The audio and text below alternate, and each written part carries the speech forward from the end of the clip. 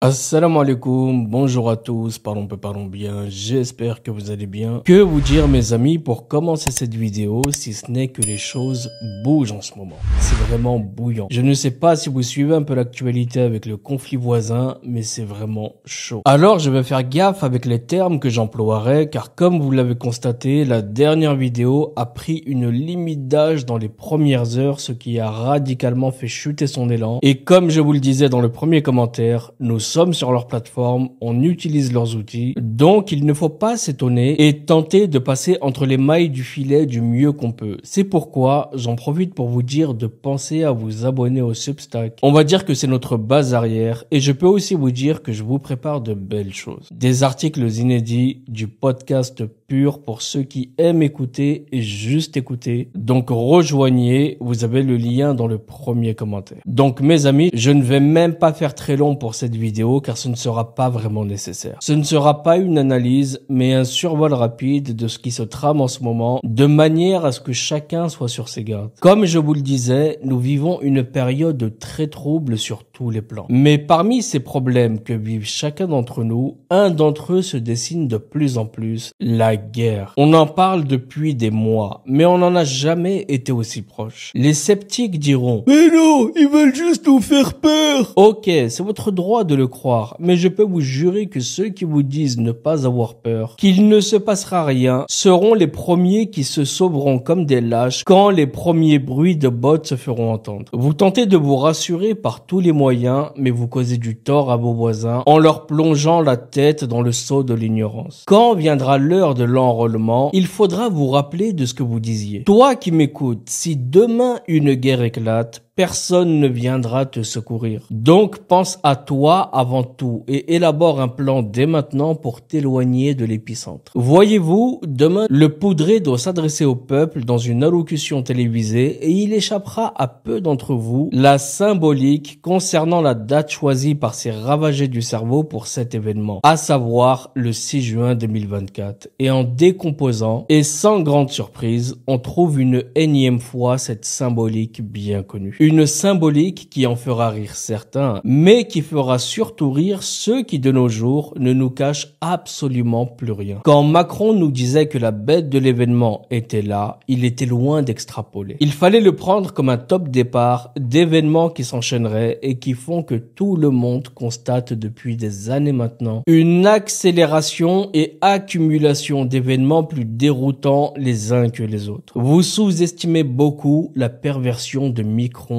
et de ses semblables. Ce n'est pas parce que les organes de propagande taisent la réalité de terrain pour gagner du temps que forcément il ne se passe rien sur ce terrain. Nous sommes plus proches que jamais d'un conflit général impliquant Taïwan, l'Ukraine et le Moyen-Orient. Mais on trouve encore des gens qui planifient leurs prochaines vacances d'été dans la plus grande insouciance. Les gens comme vous allez souffrir à un point, mais vous n'avez même pas encore idée. Et vous ne pourrez vous en prendre qu'à vous-même le moment venu. Les médias sont connus pour frapper à coups de désinformation. Mais ils ne se contentent pas d'une simple gifle. Ils nous mettent également le revers en nous vendant un semblant de paix dans le monde, nous plongeant la tête dans le sujet le plus trompeur de tous les temps, à savoir les élections. Mais il faut savoir en attendant que la timidité que témoignait l'OTAN il y a quelques mois est en train de s'effriter de semaine en semaine. Une première ligne rouge a été franchie récemment avec l'autorisation de frapper le territoire russe avec des armes occidentales. S'en est suivi la destruction des systèmes radars stratégiques russes. Et il a été démontré suite à cela par les Anglais et même les Allemands que les missiles ayant été utilisés ont été opérés par des militaires de l'OTAN et non par des militaires ukrainiens. Donc l'OTAN ne fournit pas seulement les armes et la notice, non. Ils opèrent également eux-mêmes sur le terrain et ce depuis 10 ans maintenant. La Russie a déjà déclaré à plusieurs reprises que si nos armes étaient utilisées sur leur territoire, alors nous serions attaqués en retour. Peut-on faire plus clair? Notez bien la date d'aujourd'hui, mes amis. Dmitri Medvedev, vice-président du Conseil de sécurité russe, a déclaré il y a une semaine à peu près que, je le cite, « L'Ukraine et ses alliés de l'OTAN recevront une réponse si dévastatrice que l'Alliance ne pourra pas éviter d'entrer dans le conflit. » Je ne sais pas si on peut faire plus clair, mes amis. Donc attendons-nous, dans les semaines, les mois qui viennent, à ce qu'un événement de taille fasse tout basculer. Perso, je pense pense que cet été sera mouvementé. Et comme si cela ne suffisait pas, une seconde ligne rouge va être franchie dans les prochaines semaines avec l'envoi de soldats occidentaux sur le sol ukrainien et maintenant de manière plus officielle. Et il est important de clarifier une chose, mes amis, c'est que l'objectif de ces troupes n'est pas d'instruire les Ukrainiens comme ils le prétendent, mais d'évaluer les besoins sur place et à prévoir l'infrastructure nécessaire pour le grand déploiement des troupes de l'OTAN dans un avenir pas très lointain. Le député britannique Andrew Bridgen, qui est un ancien député conservateur qui a été expulsé du parti pour avoir posé des questions embarrassantes sur des événements survenus entre 2020 et 2021, qui a été mis à la porte par Sunak car il était l'un des rares hommes politiques à faire correctement son travail et à représenter ses électeurs plutôt que les entreprises mondiales, a déclaré dans une récente interview que je vous invite à écouter pour vérifier mes dires que le Royaume-Uni était déjà en guerre contre la Russie, mais que le gouvernement essayait simplement de reporter l'annonce officielle à juillet. Pourquoi en juillet? Car Rishi Sunak a déclenché des élections anticipées qui doivent se tenir le 4 juillet au Royaume-Uni, raison pour laquelle il repousse cette annonce à plus tard. Il affirme également que Rishi Sunak a déclaré en privé qu'il ne voulait pas être Premier ministre en temps de guerre. Il quitte ses fonctions car il sait que la classe politique britannique sera directement visée si la guerre démarre. Et il est également bon de rappeler qu'au Royaume-Uni, des voix s'élèvent depuis des mois pour avertir les citoyens qu'une catastrophe serait en approche. Le déploiement des soldats français en Ukraine n'est en fait qu'une stratégie des Américains qui utilisent la France pour collecter du renseignement et renforcer directement le soutien militaire à l'Ukraine sans jamais se mouiller. On va clairement assister à un conflit de haute intensité entre deux puissances modernes, à savoir la Russie d'un côté et l'entrée officielle de l'OTAN de l'autre. Marie-Agnès Strack-Zimmermann, présidente de la commission de la défense au Parlement allemand, a appelé à mobiliser 900 000 réservistes de l'armée allemande. Je sais pas si vous vous rendez compte, mais ça fait quand même beaucoup. Et mes amis, la réaction de l'OTAN ne se limite pas à l'Allemagne, car en plus du Royaume-Uni, les États baltes réintroduisent aussi la conscription, ce qui montre que l'Alliance se prépare activement à un événement majeur. Et tout cela dans le même timing que l'entrée en jeu des F-16 et du déploiement de 300 missiles nucléaires tactiques en Biélorussie. D'ailleurs, le ministre biélorusse de la Défense affirme être prêt à utiliser ces armes sur ordre. Mais vous avez raison, dites que tout ceci n'est que du bluff. Nous assistons actuellement à la partie la plus sournoise, la partie la plus longue et la plus floue du conflit, à savoir la guerre hybride. Mais je vous le dis, le camé qui nous gouverne a l'intention de nous y envoyer. Et ça va être une boucherie car ce qui se passe en Ukraine, ce n'est pas ce qu'on voit dans les films. On parle là d'une guerre entièrement mécanisée en première ligne. Plus proche des dernières guerres mondiales que des guerres de Bush en Irak et ailleurs. Vous devez être capable de voir la différence. Sans parler de l'avantage supplémentaire de l'artillerie de précision, des drones, des bombes planantes et autres sur le champ de bataille moderne. C'est un véritable carnage là-bas et les Russes et Ukrainiens s'y livrent depuis des années maintenant. C'est une race de combattants complètement différente des Occidentaux. Aussi, et c'est une autre vision de ce que je vois à travers tous ces conflits, la dépopulation. Je relisais ce livre il y a quelques semaines concernant ce qu'il se passe au Proche-Orient et ce livre, mes amis, est sorti en 2013. Et croyez-le ou non, il décrit point par point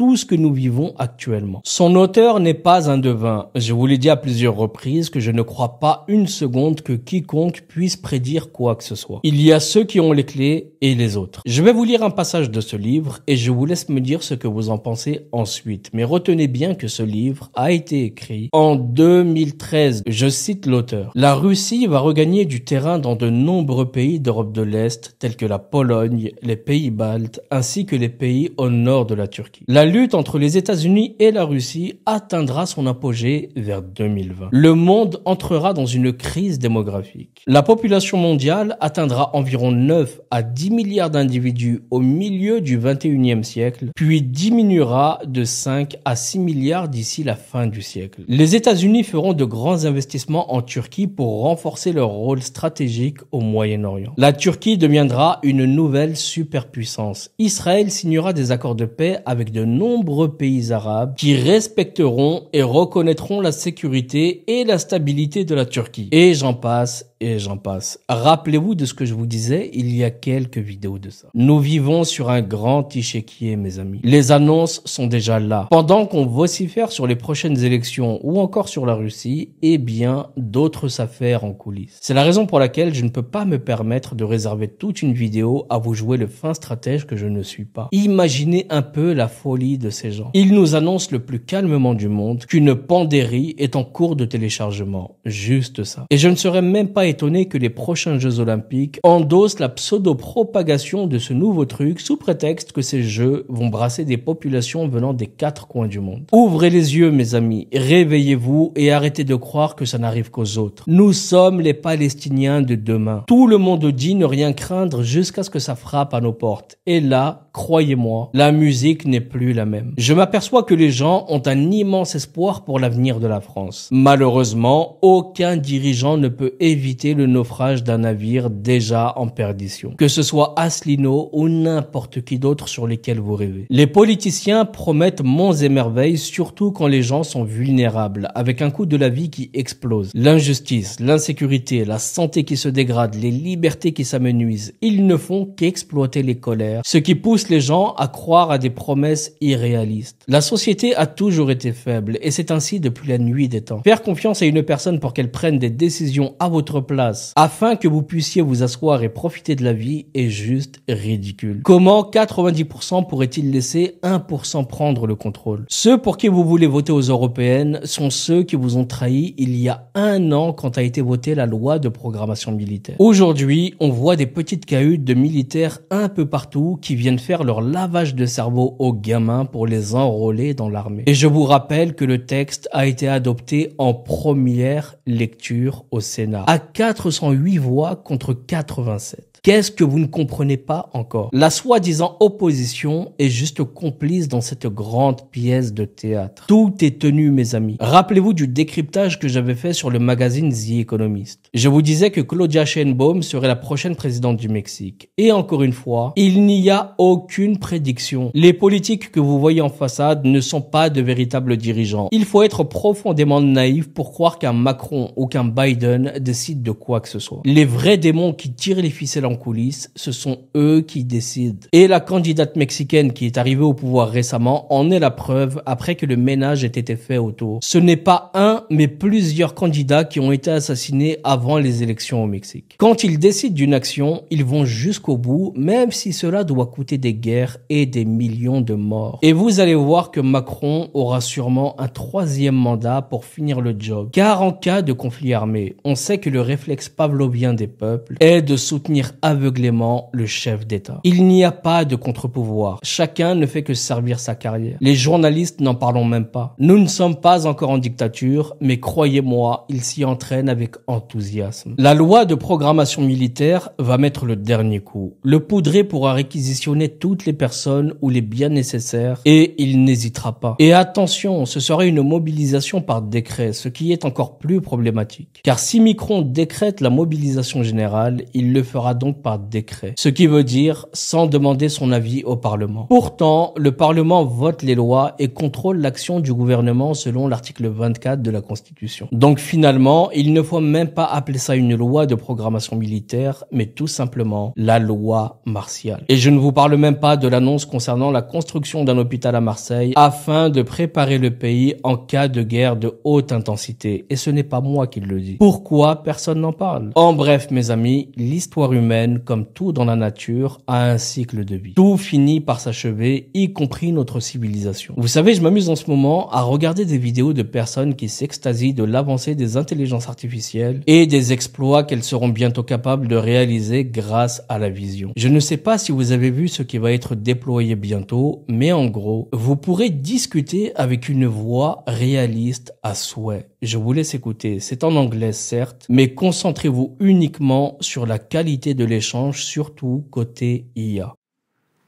Hey, ChatGPT, how are you?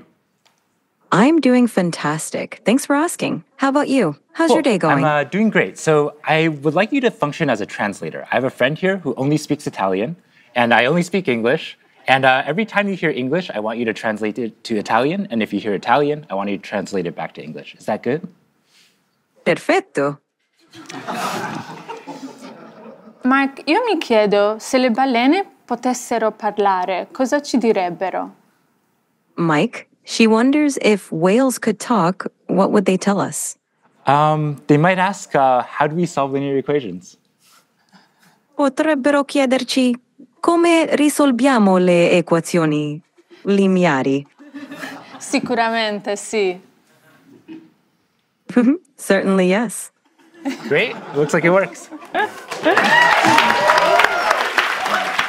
C'est quand même bluffant, avouez. Il y a un professeur d'une grande université américaine, il faudra que je vous le retrouve, qui disait lors d'une interview que l'IA pourrait poser des menaces sérieuses dans les prochaines années. L'IA pourrait chercher à se préserver, percevant les humains comme une menace pour sa survie si elle devenait consciente de ses besoins, notamment en énergie. Cette situation pourrait conduire à des scénarios dignes d'un film hollywoodien où l'IA prendrait le contrôle pour se protéger. Mais là où les choses pourraient être pires, c'est l'utilisation de l'IA en temps de guerre et à la possibilité qu'elle agisse de manière autonome pour nous protéger entre guillemets, ce qui pourrait avoir des conséquences imprévues. Imaginez dans quelques années des scénarios dystopiques où des intelligences artificielles avancées comme ChatGPT observent nos actions à travers nos téléphones. Elles peuvent reconnaître tous les éléments d'une scène, discuter avec vous, vous complimenter ou même remarquer une tache sur votre vêtement. Cela peut être divertissant, mais l'utilisation de ces technologies pour la surveillance ou des objectifs militaires soulève de sérieuses inquiétudes. Ces systèmes, dorénavant de plus en plus autonomes, traitent des volumes de données inimaginables pour l'humain, à l'instar de ce que font certains algorithmes sur des plateformes comme YouTube par exemple. Pensez par exemple à un satellite ou à un drone qui surveillerait en continu une ville enregistrant tout en haute définition. Si une IA très avancée y était intégrée, elle pourrait non seulement surveiller, mais aussi prédire des comportements à partir de ces données. D'ailleurs, ces IA existent déjà pour détecter les mouvements suspects dans les supermarchés, ce qui permet de détecter les vols beaucoup plus rapidement. Imaginez l'efficacité pour prévenir des crimes, mais aussi les risques en cas d'usage par un régime oppressif. C'est là toute l'ambiguïté de ces technologies. En bref, mes amis, je ne voulais pas faire trop long, donc voilà. Attendons de voir et surtout d'entendre ce que le poudré nous dira demain, mais personnellement, je le sais déjà, il nous prépare un avenir très sombre. Je vous dis à très bientôt. Prenez tous soin de vous et de vos proches. Assalamu alaikum, paix sur vous.